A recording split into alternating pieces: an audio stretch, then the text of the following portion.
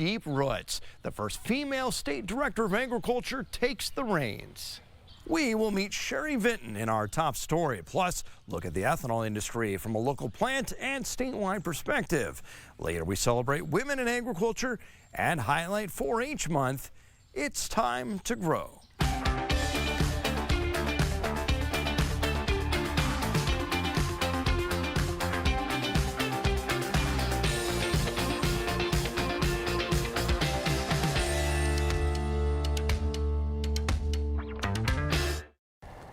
This is a different view for Sherry Vinton, from a Sand Hills ranch to now guiding the Nebraska Department of Agriculture.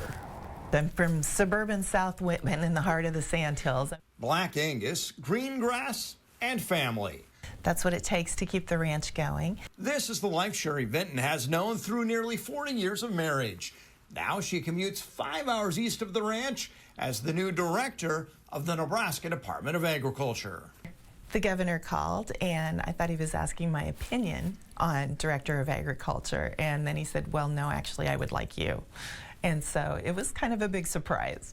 As vice president of Nebraska Farm Bureau, she spent time on the campaign trail with Governor Jim Pillen, and now leads an agency with 3 core missions: promoting agriculture and developing markets, animal and plant health, plus food safety and consumer protection.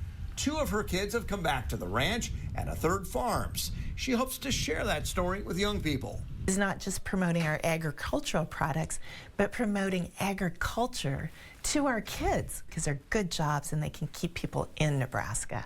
She learned it from her dad, who was an implement dealer in the Platte Valley. North Platte definitely is in Omaha, but I grew up 5 blocks from a grocery store. She's held several leadership roles and promotes what she calls the Nebraska Advantage. We're ideally located. We have a great climate. Our products are high quality. Our producers know what they're doing in safety. It's easily traceable in most cases. And we can also tell that sustainability story. From farm to fork, Nebraska does it all. And while agriculture may be seen as man's work, she's shown she belongs as she becomes the first female director of agriculture in state history. It's one of the few places where there really isn't a bias. What we care about is that the person can do the job. You know, there are men and women of all abilities in all roles in agriculture. Calling agriculture a modern miracle. Honored to serve our farmers and ranchers and the citizens of this state. Nebraska's land and water are certainly important, but Vinton says our young people may be our greatest asset. Worried a local ethanol plant would close, local farmers came together to buy it. Now that farmer-owned company joins forces with another. With fields about a mile from an ethanol plant, Chris Benz likes knowing he has a local market for his corn. And it's going to put money back in the producers' pockets locally. After the plant west of Aurora was built, it sat idle, then changed hands until the farmer-owned Aurora Cooperative stepped in. When we bought the plant as the Aurora Cooperative, we did it as a defensive move to make sure that there was nothing bad that happened to that plant from a standpoint of shutting down on a long-term basis or getting scrapped. Now the co-op joins forces with Kappa Ethanol, which has plants in Minden and Ravenna. The 2 farmer-owned companies will each have an ownership stake in the Aurora plant, with Kappa taking operational control. Solidify really the expertise. You know, our expertise is buying grain, it's operationally handling grain, but the ethanol portion of it was all new to us that we've done the last 2 years. As Aurora Cooperative hosts its annual meeting, they're looking forward to closing on the deal.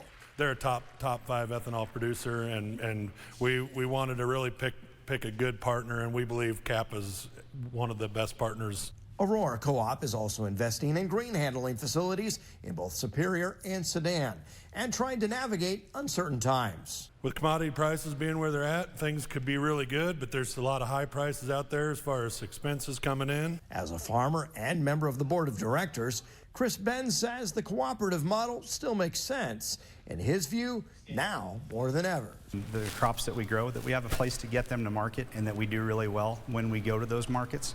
And Nebraska farmers hope to sell more of that homegrown fuel with a proposal to require E15 at more stations across the state. I'm here today as a farmer. He grows corn that becomes fuel, and Jan 10 Benzel tells lawmakers ethanol has helped young people return to the farm. We need to get more people back to rural Nebraska, and ethanol has helped do that. Farmers, co-ops, and ag groups say as the second leading ethanol producing state, Nebraska should require 15% ethanol to be sold from at least half the gas pumps in the state. We're a corn producing state. We produce ethanol. We don't have refineries.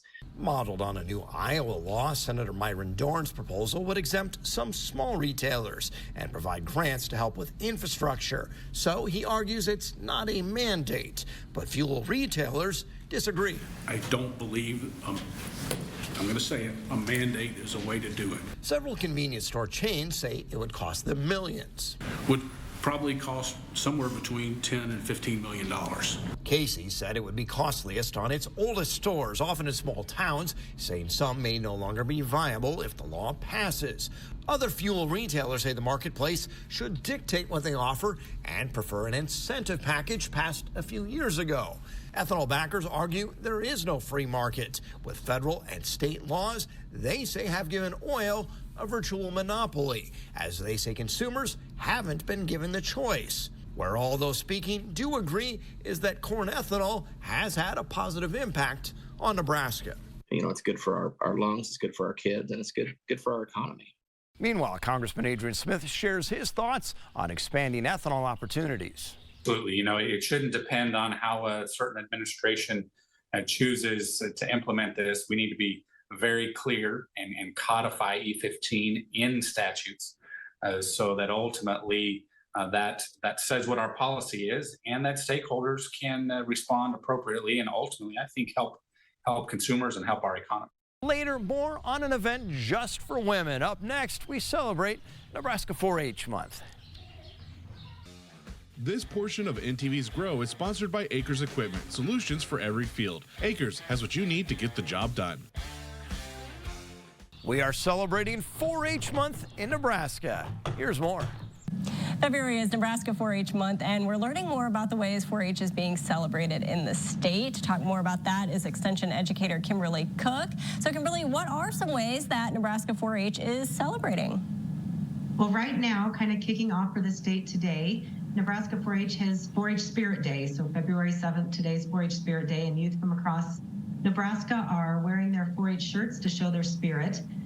This weekend coming up is our weekend of 4-H service. So 4-Hers are encouraged to volunteer their time, donate to a local charity, or spend time planning that next community service. And we continue throughout the month. February 14th is Volunteer Appreciation Day. On February 21st, we celebrate our donors and our sponsors throughout 4-H. And then on February 28th, we say thank you to all of the 4-H professionals that help bring the 4-H program to our communities. And along with all of these statewide celebrations, locally, each county is doing their own events and celebrations to really get the word out about 4-H, celebrate the youth and the volunteers within the 4-H program. And so what does 4-H offer to youth? 4-H is actually the largest youth organization in Nebraska, and youth 5 to 18-year-olds can be involved in the 4-H program. They learn many different life skills such as communication, responsibility, compassion, confidence, many of those life skills that are needed throughout life. And these are all done through different 4-H projects and events that range from food and nutrition, engineering, science, technology, animal science, visual arts, communication. There's really something for everybody in 4-H. Yeah, sounds like it. And how can someone join 4-H? The best way to join 4-H or get to learn more about the 4-H program is to contact your local county Nebraska Extension office. They will be able to help you. Just ask for the 4-H educator. And you can also receive a lot more information on the website by going to 4h.unl.edu. All right, Kimberly, thanks so much. Thank you. Many farmers think nothing of leaving the keys in the pickup, not realizing when it comes to technology, they could be leaving the doors wide open. You may think the cow-calf business is old school, but Brock Elson's operation depends on technology. To track my cows and stuff, that's all online, and my feed programs are online with my feed truck and with my scales and stuff, so all that stuff's tied, up in the clouds. And the packing plant where cattle ultimately end up is vulnerable too, as a 2021 attack against JBS showed. The attack lasted days, but the price of beef went up. Dr. George Grispas at the University of Nebraska at Omaha says from individual farms to co-ops and processing plants, there are vulnerabilities throughout agriculture. Ripe for opportunity there. You know, it's a community, an industry, a domain that cybersecurity has never been a concern. Technology is now going into the hands of farmers, young and old, and you know, it's not part of, let's say, education programs. He says it's not farmers' fault. They weren't trained on best practices to safeguard operations. Who thinks of needing to do updates? Who thinks of, do I need to vet every employee that comes on my farm? Do I know who they are?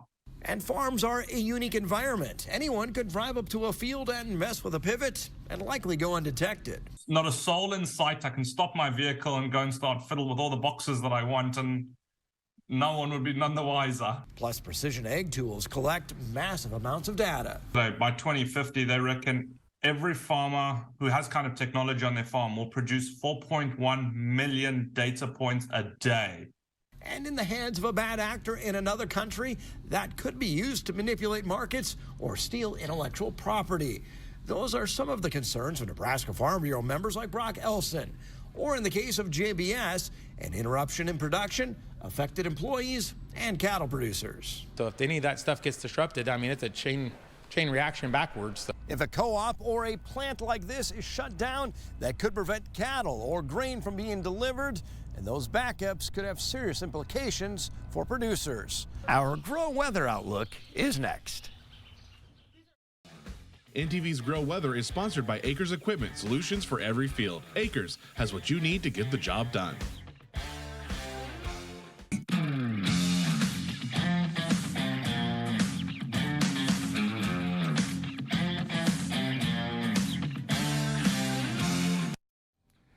The Drought Monitor out every Thursday from UNL, and not much changed this week as we see in Kansas, 4% no drought. At least that is good news for the Salina area and running northeast from there. Elsewhere in Kansas, abnormally dry, 96%. Moderate drought in Kansas, 82.75%, and severe drought, a little over 68.75%. 56.33% on the extreme drought in Kansas. Exceptional remains at 37.5+%. Nebraska, on the other hand, we see 100% of the state abnormally dry, moderate drought 99.75%, severe drought 83.75% plus, and exceptional drought 45.1%, or extreme, I should say. Exceptional is 10%, at least a little better in Kansas in the worst part of the drought situation. Well, as far as temperatures are concerned throughout our part of the country, we see pretty mild conditions continue below normal as far as temperatures are concerned for the Panhandle. Otherwise, Nebraska and Kansas will see normal temperatures, and that is always good news. Above normal precipitation expected, kind of that eastern third of Kansas, cutting from the northeast to the south central part of the state. Otherwise, normal precipitation expected. Most of Nebraska, well, all of Nebraska, most of Kansas. The 3-month outlook then, we see normal temperatures for Nebraska and Kansas, and then unfortunately we see below normal as far as moisture is concerned for a big share of Nebraska and Kansas. However, normal precip basically the eastern third of Kansas and wrapping around most of the Panhandle, northern and eastern Nebraska in that normal category. Our week ahead is going to be a doozy. 2 major winter storms heading our way. The one upper level low coming out of the desert southwest spreads rain into Nebraska. The chances are likely during the day Tuesday followed up by the next system that arrives by Wednesday afternoon. Everything then transitions to snow, and we will more than likely see measurable snow with this system. It shows slight chances for us on Thursday, but as winter storms go, winter may still be here, and sunshine may be a lost commodity, especially Thursday morning. It definitely gets cold with that secondary winter storm. 10 will be the low overnight Thursday into Friday morning. Normal highs 39, normal lows 18. We're going to be pretty close to that for the week ahead. I threw this in with the fog and the rain because rain's a definite for Tuesday. Heavy fog in winter when it hangs below the trees is followed by rain. Not to say there's fog in this forecast, but rain kind of unusual for this time of year, and we will definitely take it. That is your Grow Report for this week. Join us again next time when once again it will be time to grow.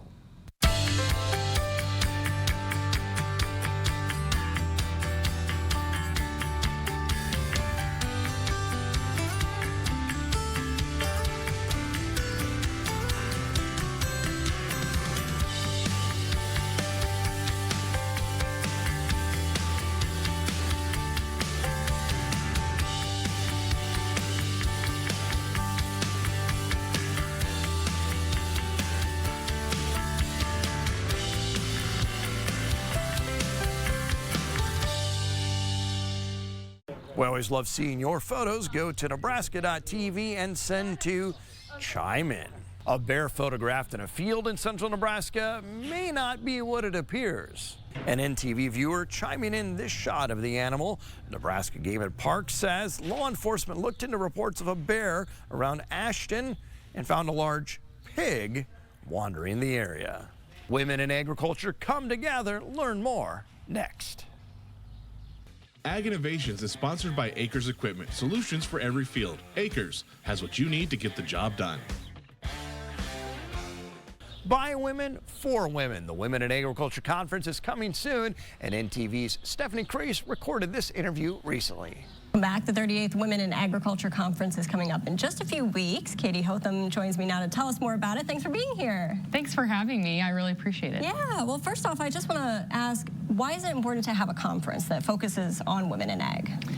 There are almost 25,000 women in agriculture who are considered producers or primary producers, which is 32% of our farmers and ranchers just in Nebraska. And so we just really want to give women specifically some risk management education, especially with some of the things farmers and ranchers have dealt with. And it's a tradition, 38 years running for people to come to our conference. So it's a big priority. I believe new this year, you guys are having a pre-conference workshop. What can people learn at that? Yeah, so it has limited spots available, but the Wednesday before, on February 22nd, you can come in early and they'll do a QuickBooks training to help you with your record books, and that's specifically for QuickBooks Online. What are some of the issues facing women in ag? I know that farmers have had challenging times, but what are some of these issues that are going to be talked about at the conference? Yeah, so I think that a lot of times the women on the farmer ranch becomes the support person for the stress. Last year we had a drought, 3 years ago, almost 4 years ago, we had the flood, and we become that support and that weight, taking care of the children and also the farm and helping their spouse. And so I think that we just want to provide women with some risk management, really good education to manage those things. One of the things that'll help with that, we have a panel on balance. We're going to have 3 women on to help talk about that. Lots of hands-on workshops as well. Sounds like a lot going on. What do we need to know if we want to attend? You can register online at wia.unl.edu, and you can register right away, up to the conference. Okay. Early bird deadline does end tomorrow, so if you want a $25 discount, you've got to get in by tomorrow. And remind us when that conference is? February 23rd and 24th. All right. In Katie. Kearney. All right, Katie, thanks so much. Thank you. and horse season getting underway here at Fauner Park. We'll stay with NTV. This week we've got a big story we're working on about that GMO corn ban with Mexico. Catch that next time as we see how agriculture makes Nebraska grow.